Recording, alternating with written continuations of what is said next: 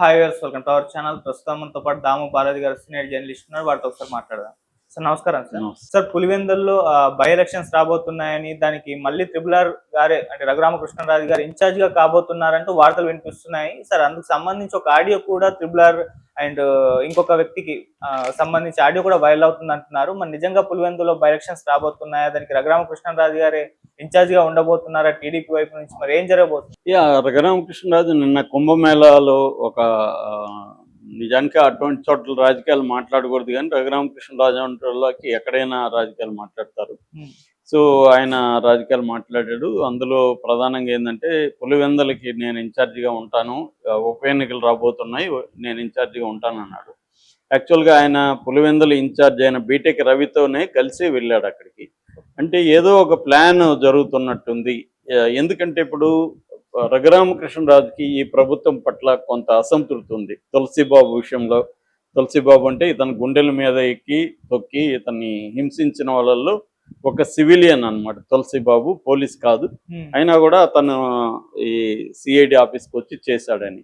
అట్లాగే ఈ తులసిబాబు కోర్టులో సిఐడి తరఫున లీగల్ అడ్వైజర్గా ఉన్నాడు. అందుకని అతనికి 45 లక్షలు ఇచ్చారనేది కూడా ఆయన బయటికి తీశాడు. సో తులసిబాబుని సస్పెండ్ చేయలేదు ఇప్పటి వరకు తెలుగుదేశం ప్రభుత్వం. అతని మీద పొలిటికల్గా ఏమి చర్య తీసుకోవట్లేదు, కేవలం కేసు పెట్టారు, అరెస్ట్ అయినాడు, జైల్లో ఉన్నాడు, బెయిల్ కూడా ఇవ్వలేదు అతనికి. సో అది సరిపోదన్నమాట. రెండోది ఏంటంటే సిఐడి అధికారులుగా ఉంటున్న సునీల్ కుమార్ కావచ్చు, తర్వాత ఎస్ఐబి పిఎస్ఆర్ ఆంజనేయులు కావచ్చు, ఇలాంటి వాళ్ళని కూడా ఇప్పటివరకు అరెస్ట్ చేయలేదు. సో ఇదంతా ఆయనకు అసంతృప్తి అయితే ఉంది. కాకపోతే ఏంటంటే తన అసంతృప్తిని గతంలో జగన్ మీద మాట్లాడినట్టు రెబల్ అయితే ఇక్కడ ఆయనకి పప్పులు ఉడకు. ఎందుకంటే గతంలో అంటే తెలుగుదేశం మీడియా తను హైలైట్ చేసింది కాబట్టి తెలుగుదేశానికి అవసరం ఉంది. ఇవాళ వైసీపీ మీడియా తను పట్టించుకోదు. కాబట్టి ఇతను ఒకవేళ రెబల్గా మారినా ఇతను అనామకుడు మిగిలిపోతాడు తప్ప వేరే ఇది లేదు. అతను తెలివైనోడు. 7 రాష్ట్రాల్లో ఆయనకి వ్యాపారాలు ఉన్నాయి, సిబిఐ కేసులు ఉన్నాయి, సో బ్యాంకులకు ఎగవేతల కేసులు ఉన్నాయి, అనేకం ఉన్నాయంటే ఆయన మామూలు వ్యక్తి అయితే కాదు. కాబట్టి ఆ మాత్రం ఐడియా ఆయనకు ఉంటుంది. అందుకని ఆయన ఇప్పుడు ఏం చేస్తున్నాడంటే ఆయన ఒక ప్లాన్ వేశాడు. అదేంటంటే జగన్ని సస్పెండ్, అంటే అసెంబ్లీకి 60 రోజులు వరుసగా రాకపోతే without prior permission or applying leave, so అతను డిస్క్వాలిఫై అయిపోతాడు ఎమ్మెల్యేగా. డిస్క్వాలిఫై అయిపోయినప్పుడు ఉప ఎన్నికలు వస్తాయి. ఉప ఎన్నికలు వస్తే తాను వెళ్ళి అక్కడ ఇన్ఛార్జిగా ఉండి తాను జగన్ క్యాంటీగా మాట్లాడి అతన్ని కానీ ఓడిస్తే తనకు ఆ క్రెడిట్ వస్తుంది. అది తను వేస్తున్న ప్లాన్. మరి జగన్కి తెలియదా? జగన్కి తెలుసు. మరి జగన్ దీన్ని ఎలా ఎదుర్కొంటాడని చూడాలి. అసలు ఇలాగా 60 రోజులకి రాకపోతే డిస్క్వాలిఫై చేయొచ్చా అనే దాని మీద రకరకాల భిన్నాభిప్రాయాలు ఉన్నాయి. కాన్స్టిట్యూషనల్ ఎక్స్పర్ట్ల మధ్యలో ఉన్నాయి చాలా భిన్నాభిప్రాయాలు. అది పార్లమెంట్లో సాధ్యం కానీ అసెంబ్లీలో సాధ్యం కాదనేది ఉంది. గతంలో చంద్రబాబు వెళ్ళిపోలేదా అలాగా ఇవన్నీ మాట్లాడుతున్నారు. ఇప్పుడు మన కేసీఆర్ కూడా ఉన్నాడు.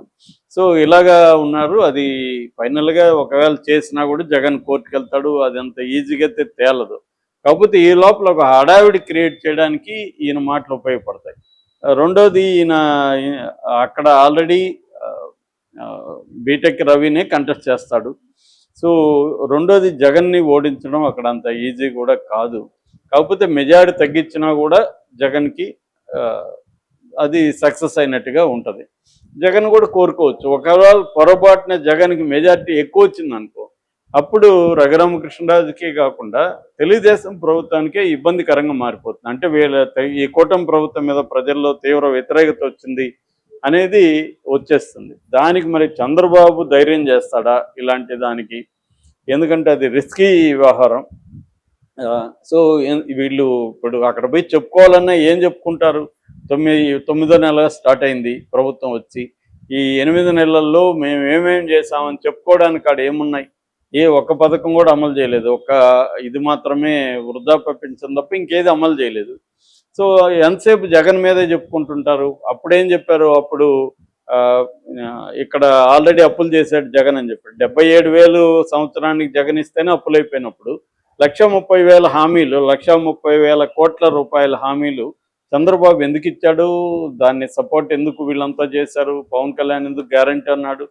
ఇప్పుడు వాళ్ళు ఎవరు నోటి మాట రాకుండా జగన్ అప్పు చేశాడు కాబట్టి మేము చేయలేకపోతున్నాం. మరి అప్పు చేసింది అంతకుముందు తెలీదా 40 ఏళ్ల ఇండస్ట్రీలో ఉంటున్న చంద్రబాబుకి అనేది ఇప్పుడు ప్రధానంగా విమర్శ. అందుకని నాకు తెలిసి చంద్రబాబు ఆ ధైర్యం చేయకపోవచ్చు.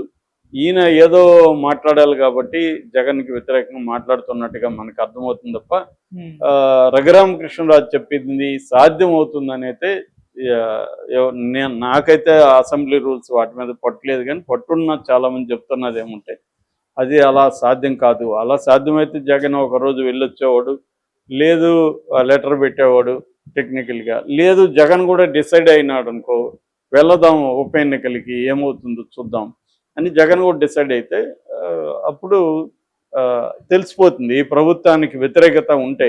ఓన్లీ రఘురామకృష్ణరాజు చెప్పడం వల్ల పులివెందుల ప్రజలంతా జగన్ ఓడిస్తారని నేను అనుకోవట్లేదు. ఎందుకంటే రఘురామకృష్ణరాజు గురించి పులివెందుల ప్రజలకి కొత్తగా తెలియాల్సిన ఆల్రెడీ తెలుసు. ఈయన ఇప్పుడు జగన్ గురించి కొత్త విషయాలు ఈయన ఏం చెప్తాడు, ఆయన 4 ఏళ్లుగా చెప్పింది అరిగిపోయిన రికార్డులు అనేక సార్లు అరిగిపోయినాయి. అవి కొత్తగా ఇప్పుడు ఏమి ఈయన అక్కడ పులివెందుల ప్రజలకు తెలియని విషయాలు ఈయనేం చెప్పబోతున్నాడు. కాబట్టి రఘురామకృష్ణరాజుకి ఆయనకున్న ఒక కండిషన్ ఏదైతే ఉందో, అంటే ఈ ప్రభుత్వం తను చెప్పినట్టు చేయట్లేదు కాబట్టి జగన్ను ఓడించి తన స్టేచర్ని దీంట్లో పెంచుకుందాం అనేది ఆయనకు ఉండొచ్చు. ఆయనకు పోయేదేం లేదు, జగన్ ఓడినా గెలిచినా ఆయనకు పోయేదేం లేదు. ఎందుకంటే ఆయనకి ఇట్లాంటి పెద్ద కేర్ చేయడు, ఆయన పట్టించుకోవడం, ఆయన పదవికి డోకాయం లేదు. కానీ చంద్రబాబుకి ఇబ్బంది అవుతుంది. జగన్ కానీ మంచి మెజార్టీతో ఇంతకు ముందు కంటే మెజార్టీ ఎక్కువ వచ్చి గెలిచాడు అనుకో, చంద్రబాబు ప్రభుత్వానికి అది కొంత ఇబ్బంది అవుతుంది. ఎందుకంటే ఈ ప్రభుత్వం పట్ల వ్యతిరేకత ప్రజల్లో పెరిగిందనేది వైసీపీ ముందుకు తీసుకెళ్తారు. రెండోది జగన్ గాని అక్కడ మెజార్టీ వస్తే వైసీపీలో మంచి ఊపు వచ్చే అవకాశం ఉంది.